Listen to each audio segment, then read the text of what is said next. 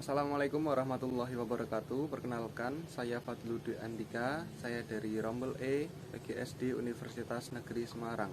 NIM saya yaitu 1401422229. Pada video kali ini saya akan menjawab soal UTS matkul Pendidikan Agama Islam. Soal yang pertama yaitu, setelah menonton video tersebut, apa pelajaran terpenting yang bisa diambil? Video tersebut yaitu menceritakan mengenai berbagi. Jika kita melakukan kebaikan, maka kebaikan itu akan bertimbal balik kepada diri kita sendiri. Ketika kita melakukan kebaikan, maka kita memberikan kebahagiaan baik itu kecil atau besar kepada kehidupan orang lain. Oleh sebab itu, maka kita harus lebih sering berbagi kepada orang lain, terutama kepada orang yang membutuhkan. Kemudian soal nomor 2 yaitu hasil ijtihad di era disrupsi seperti sekarang ini. Hasil ijtihad pada era disrupsi saat ini yaitu ketika penentuan antara 1 Ramadan dan 1 Syawal, yang dimana seluruh orang tertentu melakukan pengamatan hilal dan para ulama melakukan diskusi terhadap hasil pengamatan hilal tersebut untuk menentukan penetapan 1 Syawal. Kemudian soal nomor 3, menurut Anda apakah nafsu harus dibesarkan atau dikecilkan perannya, atau sebaiknya bagaimana? Menurut saya, nafsu harus kita kendalikan. Besarkan nafsu jika nafsu tersebut adalah nafsu mengenai hal-hal yang positif, tetapi kecilkan nafsu tersebut atau minimalisirkan atau bahkan hilangkan nafsu yang berkaitan dengan hal-hal yang negatif, seperti nafsu syahwat kepada yang bukan mahram atau nafsu-nafsu negatif yang lainnya. Dengan kata lain, bahwa nafsu yang kita miliki harus kita kendalikan agar kita tetap berada di jalan yang benar, agar kita tetap mendapat ridho dari Allah Subhanahu wa Ta'ala. Kemudian soal nomor 3, ayat ketiga pada surat An-Nisa menceritakan 2 pilihan dalam menikahi wanita, yaitu poligami dan monogami.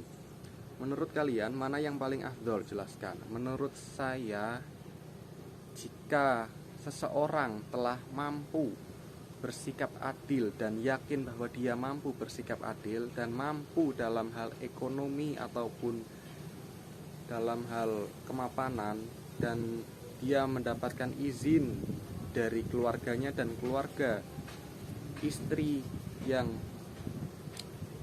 hendak dipoligami, maka sepertinya poligami boleh-boleh saja dilakukan dan afdol-afdol saja. Namun jika seseorang tersebut tidak mampu dalam memberikan keadilan kepada istri-istrinya jika poligami, maka lebih baik monogami saja. Terutama jika belum mampu bersikap adil, belum mampu dalam ekonomi, belum mampu dalam mental. Jika poligami, maka lebih baik monogami saja. Kemudian soal nomor 5 yaitu berbakti kepada orang tua wajib hukumnya. Namun jika kedua orang tua kamu menyuruh untuk berbuat yang melanggar syariat, bagaimana solusinya? Menurut saya, jika ada orang tua yang menyuruh kita atau memerintahkan kita untuk berbuat sesuatu yang melanggar syariat, maka kita tidak perlu atau bahkan jangan menuruti apa yang diperintahkan tersebut. Karena ketaatan kita kepada orang tua itu berada di bawah ketaatan kita kepada Allah. Kebaktian kita kepada Allah itu kelasnya lebih tinggi daripada kita berbakti kepada orang tua, sehingga kita harus lebih mengutamakan aturan-aturan yang diperbolehkan oleh Allah. Jika ada orang tua yang menyuruh untuk berbuat yang melanggar syariat Allah, maka saya tidak akan mengikuti apa yang orang tua saya perintahkan, kecuali dalam hal-hal tertentu seperti tertekan atau mengancam nyawa atau seperti itu. Sekian jawaban dari saya atas soal-soal UTS Pendidikan Agama Islam. Atas kekurangannya saya mohon maaf. Assalamualaikum warahmatullahi wabarakatuh.